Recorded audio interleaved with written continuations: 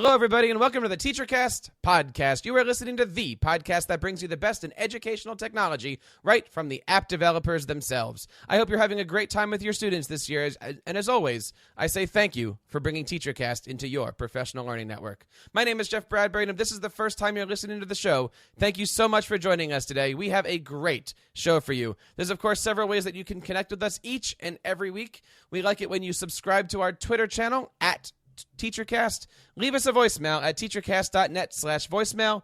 Email us at feedback@teachercast.net and subscribe to our iTunes and YouTube channels over at teachercast.net/iTunes and teachercast.net/YouTube. Before we get into our show today, I'd like to take a moment to thank our very generous sponsors, StoryboardThat.com, for bringing you today's program. Today's presentation is brought to you by StoryboardThat.com. Storyboard That is the leading storyboard creator for classrooms of all grades and subject areas. Storyboard That provides a simple, drag-and-drop experience with thousands of well-designed artwork to quickly create great-looking storyboards. This lets students really focus on what they want to say and unleash their creativity. With tons of pre-made teacher guides, Storyboard That gives lots of examples for common core-aligned activities like breaking apart Shakespeare, practicing vocabulary, or conjugating verbs for language class. Sign up for free at StoryboardThat.com or check out teachercast.net/StoryboardThat to take advantage of our 25% discount when you sign up for an educator account. Once again, that's teachercast.net/StoryboardThat. Before I introduce my guest today, I want to share with you the reasons of why we're doing a show like this today. You see, a few weeks ago, I received an email from a teacher interested in learning how to better communicate with his parents and students. He wrote to me about his love for student projects and told me of some great things that were happening in his class. But he also told me he didn't quite know how to share his work with his educational community. And it's because emails such as this and others that I've received that I'm proud to have my guest on the show today. My guest is an amazing educator, although he's not a classroom teacher. He's a creator of several outstanding businesses that the world knows and loves, and one of them happens to be called WPBeginner, and it has turned into the world's handbook for learning all about WordPress and what it can do for their businesses, websites, and in my case, classrooms. Recently, he was recognized as one of top 100 entrepreneurs under the age of 30 by the United Nations, mostly due in part to the fact that his websites combined have had a total of more than 400 million viewers. I am proud to welcome to the show today Mr. Syed Balkhi from WPBeginner. Syed, welcome to the show today. Thank you so much for joining us. Thank you for having me. It's a pleasure. Thank you so much for coming on. Today we're talking all about communication and WordPress. Now, I got to tell you, your website, WPBeginner, is an amazing resource for educators to learn how to use WordPress. I use it every day. Talk a little bit about what WPBeginner actually does. So, WPBeginner is the largest free WordPress resource site. If you're looking to create a website with WordPress, it's a really powerful tool. Sometimes people just don't know how to maximize its true power. So our goal at WPBeginner is to make it easy, give step-by-step tutorials that a beginner can follow, and just make things happen on their website, whether it is to add a calendar to your website, whether it is to add a contact form, whether it is to add a forum, whatever you're looking to do. If you just Google how to your question and in space add WPBeginner, you will find the answer. Talk to us a little bit about how the website got started. WPBeginner got started because of my own needs. I used to be in the service space, providing WordPress-based services to clients. And when I switched over all of my static clients, right, all the clients that were not on WordPress, I made a decision I'm only going to work in WordPress. So I switched them all over, and they were sending me the same questions over and over again, whether how do you do this and how do you do that, right? And as an educator, I'm sure you guys experience the same thing. The students asking you, where is this and where's that? Well, instead of sending them PDF one person at a time and keeping the PDF updated, which is a really big pain, I decided that I should create a WordPress resource site. At that time, there was no other WordPress resource site for beginners. Most resource sites were created by developers for developers, which makes up maybe 5% of all the WordPress users, right? If that. So I decided to create the site for the other 95% average users that are looking to use WordPress. Let's talk a little bit about WordPress. Why is it so important for people to get onto WordPress, and why is it a great platform for teachers to start off with? Well, one, WordPress is really, really easy to use, and it allows you to, bend it in whichever way that you need it. Whether you're looking to create a membership site, whether you're looking to offer courses or quizzes, right? You can do everything in WordPress. To a good extent. Whether if you're looking to create a resume, if you're a student, if you're looking to showcase your portfolio, let's say you're studying in design and you create tons of stuff, you can do all that with WordPress. You don't need to know HTML or CSS, at least when you're getting started, right? So it makes it really, really easy for just about anybody. And then most importantly, it's free, right? There's tons of extensions, tons of plugins that you can install within WordPress, and all for free with very minimal cost, if any, that you're adding. There's WordPress.com. If you're looking to do very, very basic stuff, you can get away with it. But it gives you a presence on the web. One of the questions that we get asked often here when I do my presentations on WordPress is not only can WordPress be free, which we know that it can, should it be free? Should teachers go out and find the WordPress.coms, or we also use EduBlogs? Should teachers dive into what we call WordPress.org and really try that self-hosting? Because there are advantages to going in a paid direction, aren't there? Yeah, there's tons of advantages. Like when you're starting with WordPress.com, right? It's a great place to start, but you're limited. You cannot add all the extensions. Let's say if you want to have an assignment and have all your students register to your site and then submit the assignments there, you cannot do that on a WordPress.com site, which is the free version. But if you go set it up on a .org, you can even give quizzes, automatically grade those quizzes, and do all sort of things. So it's a really, really cool way. And it's an investment is not huge, right? You're looking at investing maybe like $3.95 a month at most, right? So. Now, as far as a communication tool, this is another one of these questions that we get. How can WordPress be used to communicate with students, and how can WordPress be used to communicate with parents? So let me address the parents' concern first, and then I'll come back to the students' part, because parents really like to know what's happening in their kids' classrooms. They want to know what's going on across the board. You can either do emails to individual parents, which is going to take up a lot of your time, and as you know, we don't have all the time in the world. You can simply send them to a single site that could be yours, and you can push out regular update on what's going on within the classroom, and the parents can follow along different things that you're working on, different projects that's going on, different things, everything that's going around. You can just do a central update, like one update, and all the parents see it. You're no longer writing detailed emails to every single parent. If somebody has a question, you simply point them to a single link. They go there, they find out everything. If they have any questions, then you can have communication that way. So it's a really, really cool tool. If you take it one step further, you add email subscription options and so on, then you actually, whatever you write on WordPress is going into their email, so they're getting updated on a regular basis without coming back to your website. That's added bonus in terms of communication with parents. In terms of communication with students, you can use WordPress as a discussion board. For example, if somebody's at home and they have an assignment, people can be discussing. You can post a discussion topic, and students can come in and basically just comment and have a engagement going on there. You can upload your syllabus there. So if you're giving away a physical syllabus and somebody loses it, and your institution does not have the ability for teachers to have their own pages or digital media, then you can just upload it on your website, and a student can come and simply download it. Assignments, you can have all of them there. So there's no excuse for a student to say, oh, I lost the assignment, or I lost this, I didn't find this, I couldn't find this. It's all there, and you can have more accountability and better communication. One of the neat things that WordPress does offer teachers is the ability to not only create that content, create it quickly, but also to add that commenting feature as a way to communicate both from parents in and also from students in.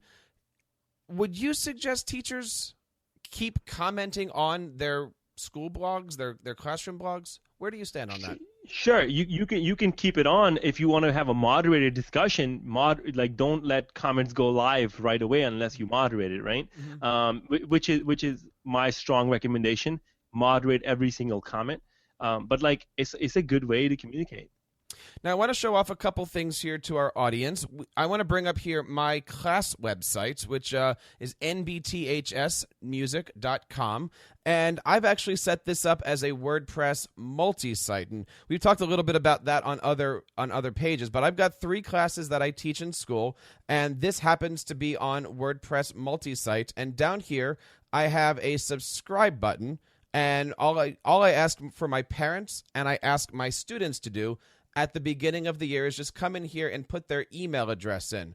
And when I have the parents come in for parent-teacher conferences, it's the first thing that I ask them to do is please put your email in here. And that way, every single thing that we do here that I write a blog about really does become a newsletter. And so the way I have my site set up is that the front page of our website is for the general everything that's happening in Mr. Bradbury's class. And then if I drill down to one of my classes here on the history of rock and roll, this is actually a subscription for this particular class. So I have it set up so that way on the top level, the parents can subscribe to our calendar and things like that, and we have our social media. But then each class has their own blog subscription within this multi-site. And I got to tell you, it's very, very easy to do. It's a simple plugin.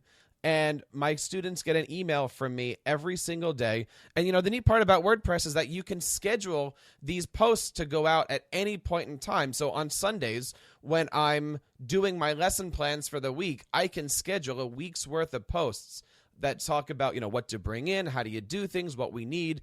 And it's very, very simple. It couldn't be easier. Yeah, and one of the cool things that I liked on your website is that you have a contact form. Contact Mr. Bradbury. It's very important for students to be able to have a good line of communication with the teacher.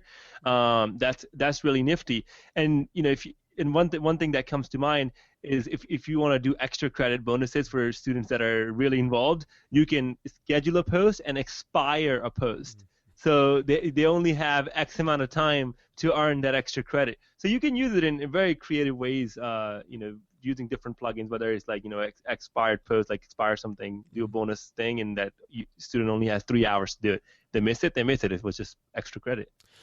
To set something like this up in multi-site really wasn't difficult, but you do need a little bit of WordPress knowledge to do it in.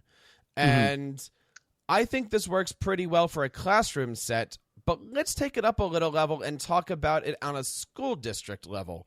Would you suggest, let's say a school was using WordPress for their sites, would you suggest them setting it up in a system such as this, or would you go a step higher and say, don't subscribe to my blog, subscribe to my newsletter, and maybe get something like a Constant Contact or an Aweber where you can actually break things into different subsections where maybe you have you subscribe to your different schools, which might be different newsletter lists. What would you subscribe for a school district that's looking to better ways to communicate with parents and students? Well, school district is dealing with the system as a broad of that county or what have you. So they shouldn't be talking about subscribe to this particular school news. If you want to subscribe to a particular school news, you should go to the school's website to do that. On the school district, you're talking about district level matters, so their subscribe box should be very simple. Subscribe to receive, the X county school news, right? And it could be pushing out, tomorrow is a holiday because we had a storm, right? Or whatever you want. So instead of parents sitting and watching the 6 p.m. news to find out whether the schools are closed, now the school district can just notify all the parents that are in their email list. But for individual schools, I think they should have their own email newsletter. You as a teacher, as an individual teacher, you don't need to have a multi-site, right? You can very easily use categories and separate out your courses that way. But if you are on a school level, I think a school can have a multi-site and assign each teacher a multi-site, a site within that multi-site, so the teacher can upload whatever they need to upload on that level. And I know a lot of colleges are doing that. When we talk about websites, we talk about things such as call to actions. And when a parent goes to a website, what do we want them to do? And I'm finding today more and more schools are trying to offer all this technology to their parents and their students. And even just talking to my own students, you feel that sometimes we're overdoing it. Schools want them to sign up for their Twitter account, their Facebook page, their newsletter, their blog, their Google Calendar. what suggestions would you give school districts that are trying to go technological, but are also maybe pushing it over the edge as far as what exactly do you want me to do when I come to this website to communicate and to learn what's going on in my community? I think the most important thing, in my opinion, is the email. If you have the email, you can basically notify them. It's a very universal form of communication. If you're trying to force them to like Facebook or like Twitter or like Pinterest, I think you're not just stretching your own staff thin, because you have to constantly keep those pages up to date, but you're also trying to fight for the space in the news feed of the parent, who probably have like at least 100 friends and 200 other websites that they're part of. So I think just getting the email is sufficient enough, in my personal opinion. We're going to take a quick break here, and when we come back, we're going to talk a little bit about student portfolios and how WordPress can be used to create some great student portfolios for those seniors who might be on their way off to college. We'll be right back with a word from our sponsors. Today's presentation is brought to you by StoryboardThat.com. Storyboard That is the leading storyboard creator for classrooms of all grades and subject areas. Storyboard That provides a simple, drag-and-drop experience with thousands of well-designed artwork to quickly create great-looking storyboards. This lets students really focus on what they want to say and unleash their creativity. With tons of pre-made teacher guides, Storyboard That gives lots of examples for common core-aligned activities like breaking apart Shakespeare, practicing vocabulary, or conjugating verbs for language class. Sign up for free at StoryboardThat.com or check out teachercast.net/StoryboardThat to take advantage of our 25% discount when you sign up for an educator account. Once again, that's teachercast.net/StoryboardThat. Okay, we're back today talking all about WordPress. And our guest today is Syed Balkhi from WPBeginner. Syed, talk to us a little bit about some of the other businesses. We said that you run WPBeginner, but you also run some pretty interesting entrepreneurialships. Talk to us a little bit about some of the other businesses that you run. Well, I run a software solution called Monster. It allows businesses particularly to convert abandoning visitors on their website into subscribers and then potential customers. So it's a lead generation system that we have created. It utilizes smart technology that we have built. It allows you to do split testing, smart user level targeting, so different pages will show different forms, like something like that you have on your site. Mm-hmm. You're showing different sign up forms for each course of yours. Monster does that dynamically, allows you to do that, and so much more. So that's one of the businesses that we have. It's being used by tons of Fortune 500 companies and even small businesses. Like another popular site of mine that I created just as a hobby is called List25.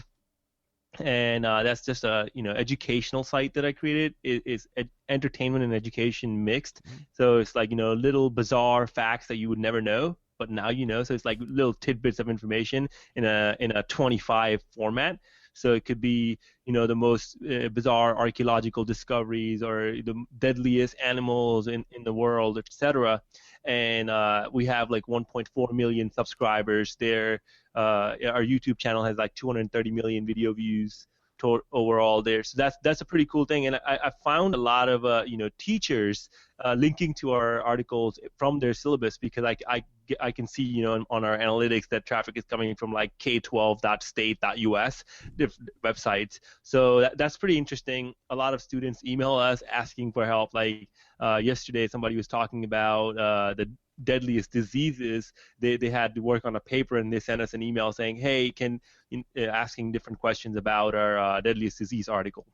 So they're like the one that you see, 25 mind-blowing facts about World War I, right? That's right there, or 25 historical armors that still exist. So it's entertainment and education at the same time, which is a pretty cool aspect of the site, and it's been really, really popular for us.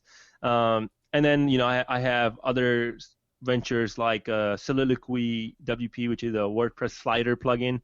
I noticed that Jeff, you had a slider on your site which was showing your different classes that you had. We have a plugin called Soliloquy. We have a free version and a pro version, different add-ons. If you have a gallery and you want to add a gallery, We have a software solution for that, Enviro Gallery. So I'm involved in various different projects, as you can see.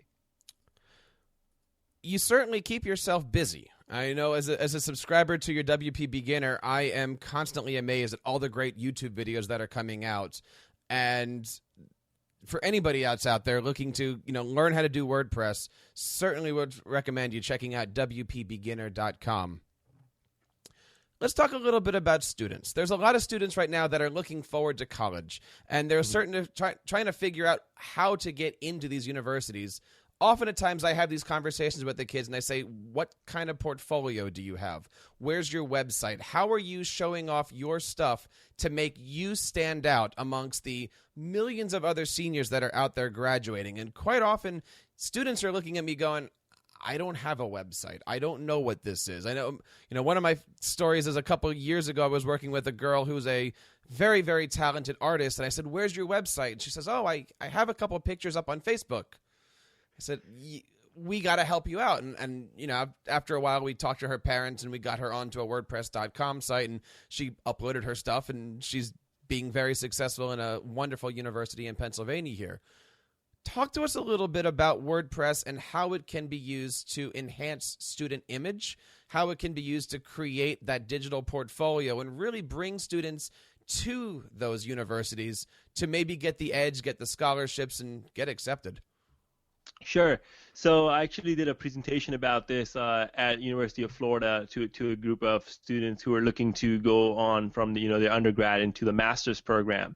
And I think that these admission committees are now, looking up students on Google, seeing what they can find, especially on the graduate level, and if you're applying for specific labs and so on. So if somebody Googles you, you should do this for yourself just to see what comes up, what kind of images are coming up. Are these images of you partying coming up, or are there good professional images coming up? One of the main reasons for you why you should have a website, aside from showcasing your work, showcasing your accomplishments, but it is to have a presence on the web where more and more I imagine admission committee members are looking.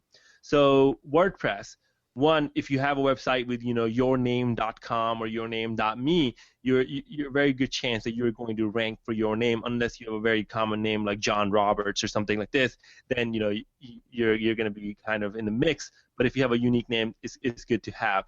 But then let's say you volunteer at this organization, or you are the president of a student club that you started. You should have all the accomplishments demonstrated on a website. If you're an artist, then you should have a portfolio. There's tons of free portfolio themes that are pre-built just to showcase work of professionals. As a student, you can use that exact same theme, the design, and insert your work, right? And that allows you to display all of your all of the work that you've created. If somebody wants to take a look at it, they can easily go and evaluate that on a case-by-case basis. There's, I believe there's a plugin that allows you to build resumes. It might be WP Resume or something like this. If you go in the WordPress plugins repository and type up resume, you'll find a resume plugin where you can simply add, your chronological, okay, studying this, accomplishment this, awards this, etc. There's also tons of themes that are, custom display of resumes and so on, your mastery of different skills that you may have, and all that. But it's absolutely crucial that you have a professional website that is yours, and even more so than now, to have some sort of presence in the images and all that. So, just if I know what you're saying here, is Facebook a resume page? Is YouTube a resume page? Can a student, and I'm asking you this because I know you said you go out and talk to colleges, can a student get an about.me account and just simply have, here's my link, here's my YouTube, here's my Facebook, here's my Twitter? Or are you seeing that students really do need to actually make a website that has their accomplishments? I would say your Facebook is not your resume page, mainly because you're sharing tons of stuff that you may not want your the admission committee to see. If you're resharing a funny image that's kind of stupid, I don't know if you really want that to be attached to you. Your Facebook should be private, in my opinion. Same thing goes with YouTube. Unless you're a student of animation, you have a portfolio there. Have a YouTube account. Otherwise, that's not what you want to feature. An About.me page, sure, that's one way to go with it. But having About.me is a bit limited. I think what's crucial is if you have a LinkedIn page, even as a student, you should have a LinkedIn page. And About.me page that links back to your website is my preferred choice. Every time when I've talked with students, like what I've done is I've done live demos. So I'd ask a student, "What's your name?" and I would pull up their name. And because they've been in college, they have seen all these different photos and parties. I would just click on their Facebook page, because guess what? That's like number one for their name. And now I can go and say, do you really want the person looking at your name to see this picture of you partying out here, or do you really want this picture to be shown about you? Rather, you want to look more professional. I have done a little bit of college talking myself, and I actually had a student come up to me and he said he was in a class all about creating resumes, portfolios, and the teacher said, "Who has a Facebook page?" And they raised their hand, and the teacher said, "All right, take it down today. Don't have a Facebook page." And to me, that's very counterintuitive. I'd rather say have a Facebook page, show off all the good stuff that you're doing, use it as a way to promote yourself. Mm-hmm. Obviously not the party pictures. That's right. When you go around, what do you see students doing? Are they wise enough to actually make business Facebook pages, in quotes there, or are they tearing it down as soon as they get to their senior year in college, hoping that nobody finds their history of, them throughout high school? I think what students are doing is, actually using their privacy settings as they're meant to be used. Not everything should be public on your page. Certain things should only be shared to your friends. Mm-hmm. So if the educator is not your friend or the admission committee member is not your friend, they're not going to see any of those pictures. So you can definitely have your accomplishments, awards, whatever highlighted in the about section, which the whoever is visiting and is not your friend will see. But they will not see any of your, albums and all that. So just familiarize yourself with the Facebook privacy settings. You do not need to go create a personal figure page, because, quite frankly, you are not a personal figure. There's no need for you to manage a page like that. Just make sure that your profile that you have has a good profile picture. It's not like a picture of you in a bikini or whatnot. It's a decent picture, and same thing goes for all the other pictures. Make sure they're private rather than public. With this whole getting ready for college angle, I wanted to ask you about this concept of student entrepreneurs, because we do have a lot of students that are going into e-commerce. They're going into web development. They're starting these mini businesses for themselves. Frankly, a lot of students don't know how to market that, don't know how to promote that, don't really know what to do with it to showcase that they do stand out. What advice would you give the senior class of this year that maybe that kid is a future marketing person but has been doing websites or has been doing you name it? What advice do you give those students? Well, one, if you're in any sort of business, you absolutely must have a website. One. Two, have a contact form that you check and promptly respond to. One of the things that I noticed, there's tons and tons of successful, talented high school students that are going on their way to college, but the professionalism level lack because the promptness of the replies aren't there. So if you have a contact form, make sure you're replying professionally, and highlight your services and highlight your work. And when you're getting into a college of your choosing and you're going into the city, you want to keep that portfolio up. So reach out to the local businesses and see if you can work with them. And whether that's an internship or whatever you're trying to do it there, and keep on building up that portfolio. So eventually, junior year of your college, you have tons of internship offers or even like job offers. If there is a student out there that's looking at a website like WPBeginner or Opt-in Monster and says, I want to know how to ask that Syed Balkhi any question about being an entrepreneur, where can we send them to? How does somebody get a hold of you? The easiest way to get a hold of me, where you find the fastest reply, is to tweet at me at Syed Balkhi. Nice. If you send me an email, I get like several hundreds a day, so my chances of getting back is hard. But if you tweet at me, granted that you have a better shot, me replying in 140 characters back. It's interesting that you said Twitter. When you go out and talk to people, do you see a lot of students using Twitter for more than what they had for breakfast that day? Are you seeing students really using it in the business sense, or even in the sense that educators are using for chats and communications? I'm seeing a lot of the young folks using Twitter, especially the direct message features. And I say that because a lot of the viral sites, things that are going viral, whether it's Vine, Instagram accounts, and tons of Twitter accounts are managed by high school kids. And because I'm in the business of making things go viral, I have to interact with these students on a regular basis. So Twitter direct message is actually their preference. Facebook not so much. Instagram also a preference, and so is all the other newer platforms. So definitely, if you're out there on Twitter, use the direct message there. I've had a few students, it's funny you say that, have said, I'm not on Facebook anymore. That's where my parents are. Yep. I'm getting to that part where you start to feel a little old in your classrooms, right? Syed, I want to say thank you so much for not only inspiring some of the work that's done here on TeacherCast, but also 400 million people out there checking out your websites. One more time, how can we get a hold of you and find out about the great stuff that's happening in your woods? Easiest way, if you're looking for WordPress, go to WPBeginner.com or follow me on Twitter at Syed Balkhi. Excellent. Well, my friends, that wraps up another episode of the TeacherCast podcast. I want to thank again my friend Syed Balkhi from WPBeginner for coming on the show today and sharing his great educational resources. There's, of course, many ways that you can reach out and connect with us here on TeacherCast. You can find us on Twitter at TeacherCast. Leave us a voicemail at teachercast.net/voicemail. Email us at feedback@teachercast.net. And, of course, subscribe to our many audio and video channels over at teachercast.net/iTunes and teachercast.net/YouTube. My name is Jeff Bradbury. Thank you again for allowing TeacherCast to be a part of your professional development. And I hope you take a moment to share TeacherCast with your PLN. Please join me each Sunday night at 7 o'clock Eastern on teachercast.tv for the live Tech Educator podcast, where we bring you your weekly webinar of everything EdTech. Until next time, keep up the great work in your classrooms and continue sharing your passions with your students.